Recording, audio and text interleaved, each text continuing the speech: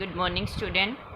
So today we will discuss topic hormones in animals. In our previous video we have studied about plant hormones, and today we are going to discuss about animals hormone. In this chapter we also discussed about nervous system. So in our body there is a unit for control and coordination, that is the nervous system, as well as chemical coordination.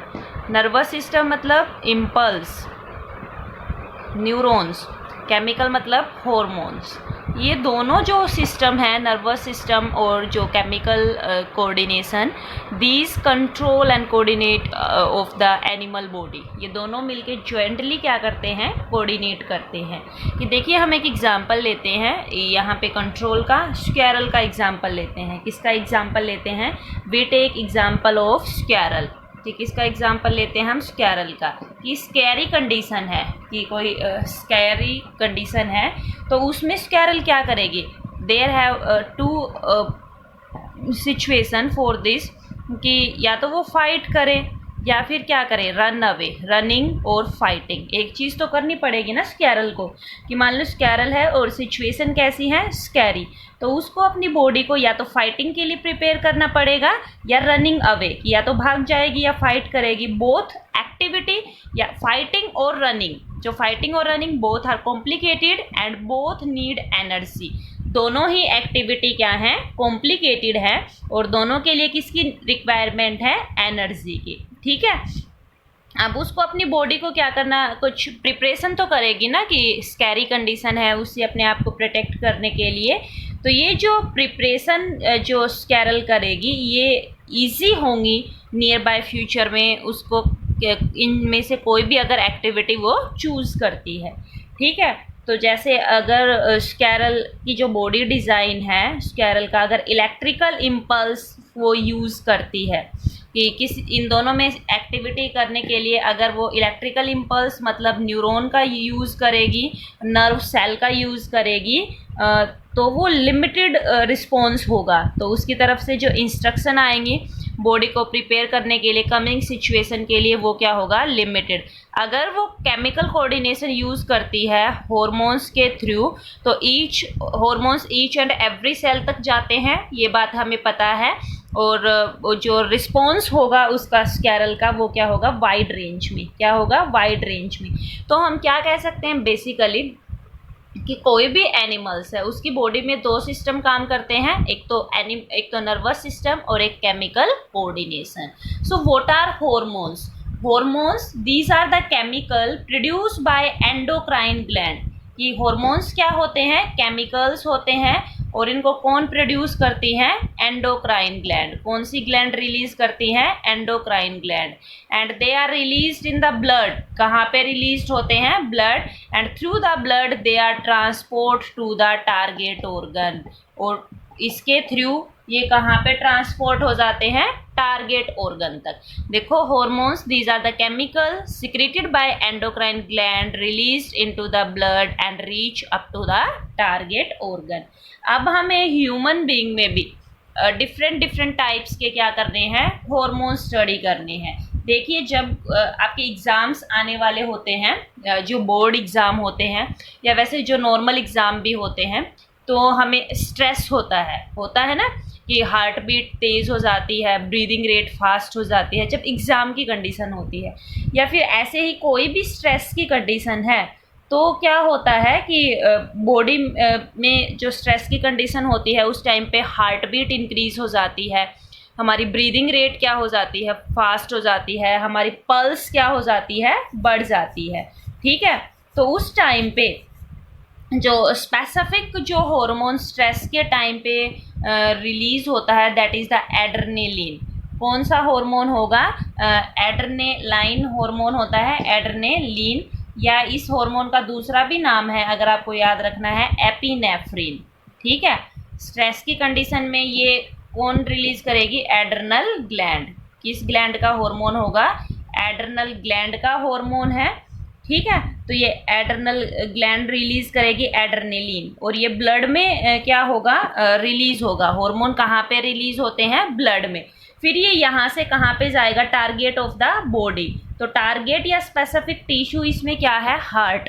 तो ये adrenaline किस पे act करेगा, heart पे। तो heart पे जब act करेगा तो हार्ट बीट क्या हो जाती है, फास्ट। कि हार्ट पे एक्ट करेगा तो हार्ट बीट क्या हो जाएगी, फास्ट। फास्ट होगी तो ऑक्सीजन सप्लाई मसल्स तक क्या हो जाएगी, ज़्यादा ऑक्सीजन सप्लाई होगी ना मसल्स को। और जो ब्लड है, जो डाइजेस्टिव सिस्टम स्किन में, वहाँ पे उसकी सप्लाई क्या हो जाएगी, रिड्यूस। क्योंकि जो मसल्स हैं वो कॉन्ट्रैक्ट होंगी अराउंड द मसल्स कॉन्ट्रैक्ट होंगी around the small arteries in these organ. तो ये जो this divert the blood to our skeletal muscles, ये किसको डाइवर्ट करेगा, ब्लड को, कहाँ तक, स्केलेटल मसल्स तक।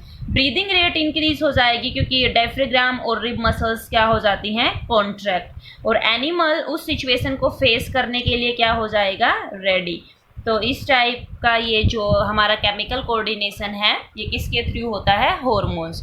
देखो जब स्ट्रेस की कंडीशन होगी तो एड्रेनलिन रिलीज होगा, कहाँ पे रिलीज होगा, ब्लड में रिलीज होगा। कौन सी ग्लैंड रिलीज करेगी, एड्रेनल ग्लैंड। ओके, तो ये इसका टारगेट क्या होगा, हार्ट। हार्ट बीट क्या हो जाएगी, फास्ट हो जाएगी। ऑक्सीजन मसल्स में सप्लाई ज़्यादा हो जाएगी। ब्रीदिंग रेट क्या हो जाएगी, ब्रीदिंग भी फास्ट हो जाएगी क्योंकि डायफ्राम और रिब्स क्या होंगी, कॉन्ट्रैक्ट होंगी। ठीक है। तो ये इस टाइप से बॉडी अपने आप को क्या करती है, उस सिचुएशन से फेस करने के लिए क्या करती है, रेडी करती है। ठीक है। तो ये केमिकल कोऑर्डिनेशन है। अब और भी, जैसे हमने प्लांट्स में क्या किया था, हार्मोन डायरेक्शनल ग्रोथ करते हैं, है ना। जैसे ऑक्सिन प्लांट की जो हाइट है, लेंथ है, उसके लिए रिस्पॉन्सिबल है। साइटोकाइनिन प्लांट की विड्थ के लिए। बट हमारी बॉडी में इस टाइप की ग्रोथ नहीं होती है, यूनिफॉर्म टाइप की ग्रोथ होती है हमारी बॉडी में। जैसे प्लांट्स में तो क्या होता है, डायरेक्शनल ग्रोथ होती है, पर हमारे ऐसा नहीं होता है ना कि भाई हमारे कुछ पार्ट्स बहुत ज़्यादा लॉन्ग ग्रो कर रहे हैं, कुछ पार्ट्स शॉर्ट हैं। मतलब हमारा बॉडी का जो ग्रोथ का मैकेनिज़्म है, जैसे प्लांट्स में तो ग्रेविटी के लिए रिस्पॉन्स था, वाटर के लिए रिस्पॉन्स था, केमिकल के लिए रिस्पॉन्स था, जियोट्रोपिज्म, हाइड्रोट्रोपिज्म। बट हमारी बॉडी में बहुत ही कंट्रोल्ड वे से क्या होती है, ग्रोथ। कि बहुत ही कंट्रोल्ड क्या होती है, ग्रोथ होती है हमारी बॉडी में। कि तो अब हमें वेरियस टाइप के क्या करने हैं, हार्मोन्स। कि जैसे आपने ऐड देखी होंगी, टीवी सभी देखते हो तो, और या फिर जो आपके नमक के पैकेट आते हैं जनरली, उन पे आयोडाइज्ड साल्ट लिखा रहता है। क्या लिखा रहता है, आयोडाइज्ड साल्ट। ठीक है। या फिर आपने एडवर्टाइजमेंट में देखा होगा कि जो आयोडीन साल्ट के लिए एडवर्टाइज करते हैं। तो ये आयोडीन हमारी बॉडी के लिए क्यों इम्पोर्टेंट है, क्योंकि आयोडीन जो है ना, ये किसके लिए इम्पोर्टेंट है, थायराइड ग्लैंड के लिए। आयोडीन किसके लिए इम्पोर्टेंट है, थायराइड ग्लैंड के लिए। और थायराइड ग्लैंड क्या बनाती है, एक हार्मोन बनाती है, थायरोक्सिन।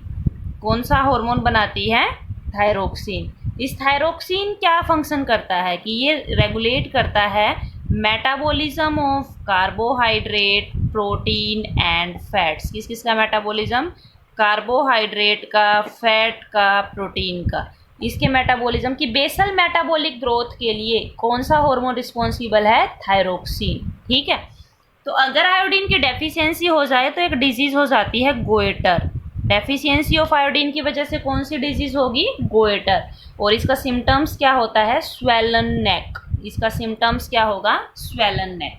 देखो आयोडाइज्ड साल्ट, आयोडीन किसके लिए रिस्पॉन्सिबल है, थायराइड ग्लैंड के लिए। थायराइड ग्लैंड क्या करेगी, थायरोक्सिन हार्मोन बनाएगी। थायरोक्सिन हार्मोन क्या करता है, रेगुलेट करता है metabolism of carbohydrate, fats and protein. ठीक है। आयोडीन थायरोक्सिन की सिंथेसिस के लिए क्या है, essential. If there is deficiency of iodine तो डिजीज हो जाती है कौन सी, गोइटर। और इसमें क्या होता है, स्वेलन नेक, नेक स्वेलो हो जाती है। ठीक है। और भी बहुत टाइप के हार्मोन्स हैं, जैसे एक ग्रोथ हार्मोन करेंगे। आपने देखा है कि कई तो बहुत टॉल होते हैं, बहुत लंबे तगड़े होते हैं, और कई क्या होते हैं, शॉर्ट, ड्वार्फ, छोटे होते हैं, बोने होते हैं। तो ये किसकी वजह से होता है, ड्यू टू ग्रोथ हार्मोन।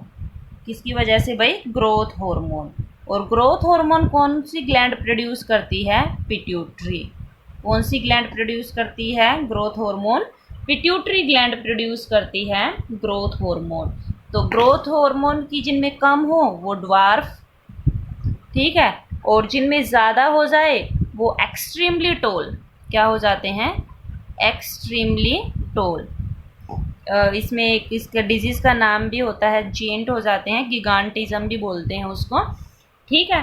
तो ये क्यों होता है? क्योंकि ग्रोथ हार्मोन क्या करता है, as its name indicate, regulate the growth and development of the body. ये किसके लिए रिस्पॉन्सिबल है? बॉडी की ग्रोथ एंड बॉडी के डेवलपमेंट के लिए। If there is deficiency of growth hormone it leads to dwarfism. कि अगर ग्रोथ हार्मोन कम हो जाएगा तो कौन सी बीमारी होगी? ड्वार्फिज्म, ठीक है। तो ग्रोथ हार्मोन कौन सी ग्लैंड प्रोड्यूस करती है? Pituitary gland. और growth hormone as its name indicate it is responsible for growth and development of the body, and if there is deficiency in growth hormone then it leads to dwarfism, ठीक है। ऐसे ही जब बच्चा 10 to 12 years का हो जाता है तो उस स्टेज को प्यूबर्टी स्टेज बोलते हैं। क्या बोलते हैं? Puberty stage. कौन सी एज को? 10 to 12 की जो एज होती है। तो आपने नोटिस किया होगा कि बहुत सारे चेंजेस होते हैं उस बच्चे की बॉडी में, बहुत सारे क्या होते हैं? चेंज होते हैं। तो वो चेंज क्यों होते हैं? क्योंकि उस टाइम पे उनकी जो सेक्स ऑर्गन है उनमें जो गोनेड्स हैं उनमें क्या प्रोड्यूस होते हैं? हार्मोन, ठीक है। जैसे मेल में हार्मोन प्रोड्यूस होगा टेस्टोस्टेरोन। कौन सा हार्मोन होगा? टेस्टोस्टेरोन, ठीक है, टेस्टोस्टेरोन। और ये मेल में प्रोड्यूस होता है। और फीमेल में क्या होगा? एस्ट्रोजन। इसी वजह से मेल और फीमेल में ड्यूरिंग प्यूबर्टी क्या मिलते हैं? हमें वेरियस टाइप के चेंज देखने को मिलते हैं, ठीक है। अब नेक्स्ट जो आपने आजकल शुगर के बारे में सबने सुना होगा, कोई ना कोई पेशेंट होता है या घर में किसी ना किसी के डायबिटीज़ बोलते हैं या फिर शुगर। ये क्या है कि जब ब्लड के अंदर शुगर का लेवल बढ़ जाए, शुगर ज़्यादा हो जाए तो उस बीमारी को क्या बोलते हैं? डायबिटीज़। और ये क्यों होती है? क्योंकि जो हमारी बॉडी में एक हार्मोन है इंसुलिन। कौन सा हार्मोन? Insulin hormone. इस इंसुलिन की डेफिशिएंसी हो जाए, इंसुलिन की कमी हो जाए तो कौन सी बीमारी होती है? डायबिटीज़। और इंसुलिन कौन प्रोड्यूस करती है? Pancreas gland. कौन सी ग्लैंड? पैंक्रियाज ग्लैंड, ठीक है। कि ये ब्लड शुगर लेवल को कंट्रोल करता है इंसुलिन। तो इंसुलिन अगर खुद ही कम हो गया है तो उसकी डेफिशिएंसी की वजह से ब्लड शुगर लेवल क्या हो जाएगा? बढ़ जाएगा और फिर बॉडी में क्या होंगे? हार्मफुल इफेक्ट, ठीक है। तो ये वेरियस टाइप के हमने हार्मोन्स किए। अब इन हार्मोन्स का फीडबैक मैकेनिज्म होता है। फीडबैक जैसे मतलब अपने आप बॉडी उसकी एक्सेस और उसकी लेस को क्या करती है? मेंटेन करती है। जैसे फीडबैक में एक एग्जांपल लेके समझाती हूँ कि अगर शुगर लेवल बॉडी में ज़्यादा है, शुगर लेवल क्या है? ज़्यादा, तो कौन सा हार्मोन रोल प्ले करता है शुगर लेवल को मेंटेन करने के लिए? इंसुलिन, ठीक है। कौन सा हार्मोन रोल प्ले करेगा? इंसुलिन। तो अगर शुगर लेवल बढ़ गया है तो जो पैंक्रियाज ग्लैंड है ना, पैंक्रियाज क्या करेगी? Produce more and more insulin. क्या प्रोड्यूस करेगी? ज़्यादा से ज़्यादा इंसुलिन, ताकि ये जो बढ़ा हुआ शुगर लेवल है इसको क्या किया जा सके? कम। और अगर बॉडी में मान लो शुगर लेवल है कम है बॉडी में शुगर लेवल, तो फिर क्या होगा? जो इंसुलिन का सिक्रीशन है वो भी क्या हो जाएगा? रिड्यूस। इंसुलिन का सिक्रीशन भी क्या हो जाएगा? रिड्यूस। तो ये वेरियस टाइप के हॉर्मोन्स हैं जो क्या करते हैं? इम्पोर्टेंट रोल प्ले करते हैं। और हमारी बॉडी में नर्वस सिस्टम के साथ साथ हॉर्मोन्स का भी केमिकल कोऑर्डिनेशन भी क्या है? इम्पोर्टेंट। कि हमारी जो पूरी बॉडी है, our whole body that is controlled and coordinated by jointly coordinate करते हैं nervous system as well as chemical coordination. Hormones की हॉर्मोन्स और नर्वस सिस्टम जॉइंटली हमारी बॉडी को क्या करते हैं? Control and coordinate. Thank you so much. अगर वीडियो पसंद आए तो प्लीज़ लाइक कीजिए and subscribe my YouTube channel.